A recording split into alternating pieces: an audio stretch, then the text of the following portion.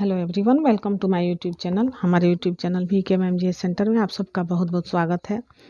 हम लोग इस समय इस सीरीज में बायोलॉजी का अध्ययन कर रहे हैं, यानी कि जीव विज्ञान का अध्ययन कर रहे हैं। इसके पिछले 2 पार्ट में हमने विज्ञान के 2 विभिन्न पार्ट के बारे में बेसिक जानकारी प्रोवाइड कराया है। ये जानकारी लूसेंट पे आधारित है, तो आप लोग पीछे की वीडियो अवश्य देखें। और हमारे इस चैनल पे भारत में आयोजित होने वाले विभिन्न प्रतियोगी परीक्षाओं के लिए जो बेसिक जानकारी है वो दी जाती है, यानी कि जो बच्चे बेसिक से तैयारी कर रहे हैं उनके लिए बहुत ही महत्वपूर्ण वीडियो साबित होने वाला है। तो इस तरह से आप लोग हमारे चैनल को सब्सक्राइब कर लीजिए, जिससे आपको जो भी वीडियो प्रोवाइड की जाती है उसको आपको बहुत पहले मिल जाए। तो आइए, आज हम लोगों ने जो सेशन देखने हैं वो है केंद्रक, यानी कि न्यूक्लियस या न्यूक्लियस क्या होता है। इसके पहले हम लोगों ने जीव विज्ञान के बारे में विस्तृत अध्ययन किया है, उसकी परिभाषा, उसकी व्याख्या और जीव विज्ञान की परिभाषा किसने दी है, इसके पिछले पार्ट में सारी डिस्कस हो चुकी है। और इसके एक और पार्ट में सेल बायोलॉजी के बारे में बताया जा चुका है। आज उसी पार्ट का दूसरा पार्ट है। तो हम लोग देखेंगे, यहाँ केंद्रक से शुरू करेंगे कि केंद्रक क्या है, न्यूक्लियस क्या है। तो देखते हैं कि रॉबर्ट ब्राउन ने केंद्रक की खोज की, यानी कि जब भी परीक्षा में पूछा जाए कि केंद्रक की खोज किसने की तो नाम आएगा रॉबर्ट ब्राउन। यह कोशिका का सबसे मुख्य अंग होता है। यह कोशिका के प्रबंधक के समान कार्य करता है। केंद्रक द्रव्य में धागे नुमा पदार्थ जाल के रूप में बिखरा दिखाई पड़ता है। इसे क्रोमेटिन कहते हैं, यानी कि जो केंद्रक द्रव्य में धागे नुमा जाल बिखरा होता है उसे क्रोमेटिन कहते हैं। क्रोमेटिन नाम फ्लेमिंग ने दिया था। तो यह जो क्रोमेटिन नाम है, इसको जो वैज्ञानिक हैं फ्लेमिंग, यह नाम फ्लेमिंग ने दिया। यह प्रोटीन, हिस्टोन एवं DNA यानी कि डीऑक्सी न्यूक्लिक एसिड का बना होता है। इसको शॉर्ट में DNA कहते हैं। कोशिका विभाजन के समय क्रोमेटिन जो होता है सिकुड़कर अनेक मोटे व छोटे धागे के रूप में संगठित हो जाते हैं। इन धागों को गुणसूत्र या क्रोमोसोम कहते हैं। प्रत्येक जाति के जीवधारियों में सभी कोशिकाओं के केंद्रक में गुणसूत्र की संख्या निश्चित होती है। जैसे मानव में 23 जोड़ा गुणसूत्र होता है, चिंपैंजी में 24 जोड़ा होता है और बंदर में 21 जोड़ा गुणसूत्र पाया जाता है। तो यह याद रखने वाली चीज़ है। इसको जो भी परीक्षा होती है उनमें पूछे जाते हैं कि मानव में कितने गुणसूत्र पाए जाते हैं। तो ये सुमेलित करने के लिए इस तरह के प्रश्न पूछे जाते हैं। तो मानव में होते हैं 23 जोड़े, चिंपैंजी में 24 जोड़े और बंदर में 21 जोड़ा गुणसूत्र पाया जाता है, यानी कि क्रोमोसोम पाया जाता है। प्रत्येक गुणसूत्र में जेली के समान एक गाढ़ा भाग होता है जिसे मैट्रिक्स कहते हैं, यानी कि जो गुणसूत्र होता है उसमें एक जेली तरह का होता है जिसको मैट्रिक्स कहते हैं। मैट्रिक्स में 2 परस्पर लिपटे महीन एवं कुंडलित सूत्र दिखाई देते हैं जिन्हें क्रोमोनिमाटा कहते हैं। प्रत्येक क्रोमोनिमाटा एक अर्ध गुणसूत्र यानी कि एक अर्ध गुणसूत्र या क्रोमोनिमेटा कहलाता है। इस प्रकार प्रत्येक गुणसूत्र 2 क्रोमेटिड से बना होता है। दोनों क्रोमेटिड एक निश्चित स्थान पर एक दूसरे से जुड़े होते हैं जिन्हें सेंट्रोमियर कहते हैं। गुणसूत्रों पर बहुत से जीन स्थित होते हैं जो एक पीढ़ी से दूसरी पीढ़ी तक लक्षणों को हस्तांतरित करते हैं और हमारे आनुवांशिक गुणों के लिए उत्तरदायी होते हैं। चूँकि ये जीन गुणसूत्रों पर स्थित होते हैं एवं गुणसूत्रों के माध्यम से ही पीढ़ी दर पीढ़ी ये हस्तांतरित होते रहते हैं, इसलिए गुणसूत्रों को वंशागति का वाहक कहा जाता है। क्रोमेटिन के अलावा केंद्रक में एक सघन गोल संरचनाएं दिखाई देती हैं जिसे केंद्रिका या न्यूक्लियस कहते हैं। इसमें राइबोसोम के लिए RNA राइबोन्यूक्लिक एसिड का संश्लेषण होता है। अब हम लोग देखते हैं DNA और RNA की संरचना कैसी होती है।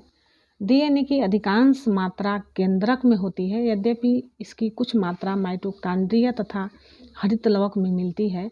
DNA पॉलीन्यूक्लियोटाइड होते हैं, यानी कि DNA की जो अधिकांश मात्रा होती है वो न्यूक्लियस में पाया जाता है, यद्यपि इसकी कुछ मात्रा माइटोकॉन्ड्रिया तथा हरित लवक यानी कि केंद्रक की कुछ मात्रा जो होता है हरित लवक में भी मिलता है।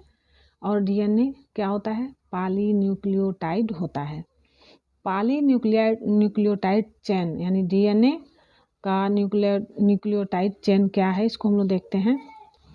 डीएनए में न्यूक्लियोसाइड और फास्फेट होता है, और जो न्यूक्लियोसाइड होता है इसमें शुगर और बेस क्षार की मात्रा मिली होती है, यानी कि इसके दो पार्ट हो जाते हैं, शुगर और बेस, यानी कि शुगर और बेस यानी कि क्षार। क्षार यानी कि बेस क्या होता है, डीएनए में उपस्थित क्षार जो होता है 4 प्रकार का होता है। एडिनिन, इसको ए से प्रदर्शित करते हैं, गुआनिन जिसको जी से, थाइमिन को टी से तथा साइटोसिन को सी से प्रदर्शित किया जाता है। डीएनए में अणु संख्या के आधार पर एडिनिन सदैव थाइमिन से, साइटोसिन सदैव गुआनिन से जुड़ा रहता है। एडिनिन तथा थाइमिन के बीच 2 हाइड्रोजन आबंध तथा साइटोसिन व गुआनिन के बीच 3 हाइड्रोजन आबंध जुड़े होते हैं, ए टी से और जी सी से, यानी कि ए किससे, एडिनिन जो होता है टी से जुड़ा होता है, यानी कि टी क्या होता है, थाइमिन होता है, और जी क्या होता है, गुआनिन है, यह किससे जुड़ा होता है, साइटोसिन से जुड़ा होता है। 1953 में जेडी वाटसन एवं क्रिक ने डीएनए की द्विकुंडलित संरचना मॉडल यानी कि डबल हेलिक्स मॉडल प्रतिपादित किया। इस काम के लिए उन्हें सन 1962 में नोबेल पुरस्कार प्राप्त हुआ था। अब डीएनए के कार्य क्या हैं? यह सभी जंतुओं की क्रियाओं का संचालन करता है। जीन इसकी इकाई होती है। यह प्रोटीन संश्लेषण को नियंत्रित करता है, यानी कि जो प्रोटीन संश्लेषण होता है इसको नियंत्रित करने का कार्य डीएनए करता है। और यह जो डीएनए होता है आनुवंशिक क्रियाओं का संचालन भी करता है। नोट है, प्रयोगशाला में सर्वप्रथम डीएनए का संश्लेषण जो है डॉक्टर हरगोविंद खुराना ने किया था। ये महत्वपूर्ण पॉइंट है, यानी कि डीएनए का सर्वप्रथम संश्लेषण किसने किया था, तो डॉक्टर हरगोविंद खुराना ने किया था।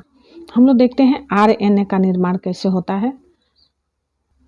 आरएनए का निर्माण या ट्रांसक्रिप्शन, डीएनए से ही आरएनए का संश्लेषण होता है। इस क्रिया में डीएनए एक श्रृंखला पर आरएनए की न्यूक्लियोटाइड आकर जुड़ जाती है। इस प्रकार यह एक अस्थायी डीएनए आरएनए संकर का निर्माण होता है। इसमें नाइट्रोजन बेस थाइमिन के स्थान पर यूरेसिल होता है। कुछ समय बाद आरएनए की समजात श्रृंखला अलग हो जाती है। आरएनए के प्रकार, यानी कि आरएनए कितने प्रकार के होते हैं, तो ये जो आरएनए होते हैं ये 3 प्रकार के होते हैं। पहला होता है आरएनए यानी कि राइबोसोमल आरएनए।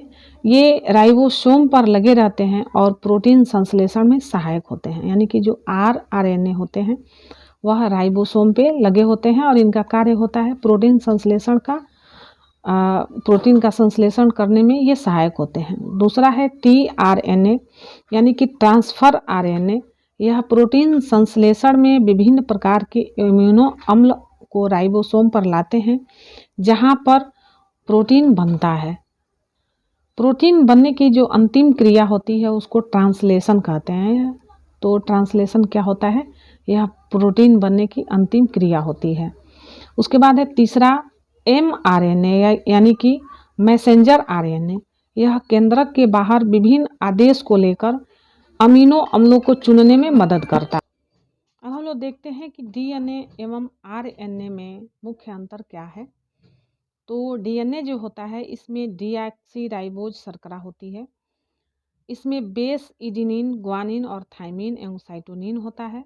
यह मुख्यतः केंद्रक में पाया जाता है। लेकिन आरएनए क्या होता है, यानी कि आरएनए इसमें राइबोज शर्करा होती है।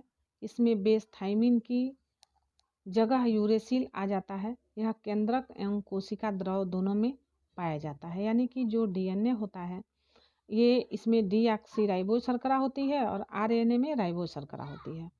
दूसरा है इसमें डीएनए में बेस एडेनिन, ग्वानिन और थाइमिन एवं साइटोनिन होता है। लेकिन आरएनए में इसमें बेस थाइमिन की जगह यूरेसिल आ जाता है। और तीसरा अंतर यह है कि यह जो डीएनए होता है यह मुख्यतः केंद्रक में पाया जाता है। लेकिन आरएनए जो होता है यह केंद्रक एवं कोशिका द्रव्य दोनों में पाया जाता है। अब हम लोग देखते हैं कि पादप एवं जंतु कोशिका में मुख्य अंतर क्या होता है। यानी कि जो पादप कोशिका होती है और जंतु कोशिका होती है इसमें मुख्य अंतर जो होता है वह क्या होता है। पहला अंतर जो है, पादप कोशिका जो होता है इसमें भित्ति पाई जाती है लेकिन जंतु कोशिका में भित्ति अनुपस्थित होता है। पादप में लवक पाया जाता है, लेकिन जंतु कोशिका में लवक अनुपस्थित होता है। पादप कोशिका जो होती है इसमें तारक का यानी कि सेंट्रोसोम अनुपस्थित रहता है, लेकिन जंतु कोशिका में तारक का या सेंट्रोसोम उपस्थित होता है। चौथा है रिक्तिका यानी कि वेसल्स। पादप कोशिका में वेसल्स बड़ी होती है, लेकिन जंतु कोशिका में जो रिक्तिका होती है, वेसल्स होती है, वो छोटी होती है। पांचवा है इसका आकार लगभग आयताकार होता है, यानी कि जो पादप कोशिका है उसका आकार जो लगभग होता है आयताकार होता है, और जंतु कोशिका का जो आकार होता है वह वृत्ताकार होता है। तो इस तरह से यह पादप कोशिका और जंतु कोशिका में अंतर पाया जाता है। अब हम लोग देखते हैं कोशिकीय अंग और उनके खोजकर्ता कौन थे। हम लोग देखते हैं कि जो कोशिकीय अंग हैं और उसके खोजकर्ता हैं वो कौन कौन से हैं। तो जो केंद्रक होता है इसके खोजकर्ता हैं रॉबर्ट ब्राउन। आप लोग इसको कंठस्थ कर लीजिए, यह विभिन्न प्रतियोगी परीक्षाओं में इस तरह के प्रश्न पूछे जाते हैं। तो जो केंद्रक होता है इसके जो खोजकर्ता हैं रॉबर्ट ब्राउन हैं। क्लोरोप्लास्ट के जो खोजकर्ता हैं वो हैं स्चिम्पर हैं, और तारक काय के जो खोजकर्ता हैं वो बोवेरी हैं। गाल्जी काय के खोजकर्ता हैं जॉर्ज गाल्गी हैं। माइट्रोकांडिया के खोजकर्ता अल्टमैन हैं, और स्फीरोसोम के जो खोजकर्ता हैं पर्नर हैं। क्रोमेटिन के जो खोजकर्ता हैं वो फ्लेमिंग हैं। अगला है केंद्रिका, इसके जो खोजकर्ता हैं फोंटाना हैं, और क्रोमोसोम के जो खोजकर्ता हैं वो हाफ मिक्सचर हैं। अंतः द्रव्य जालिका, इसके जो खोजकर्ता हैं पोर्टर हैं। लाइसोसोम के खोजकर्ता जो हैं CD डूबे हैं, और राइबोसोम के खोजकर्ता जो हैं पोलैंड हैं। यानी कि लाइसोसोम के खोजकर्ता जो हैं CD डूबे और राइबोसोम के खोजकर्ता पोलैंड हैं।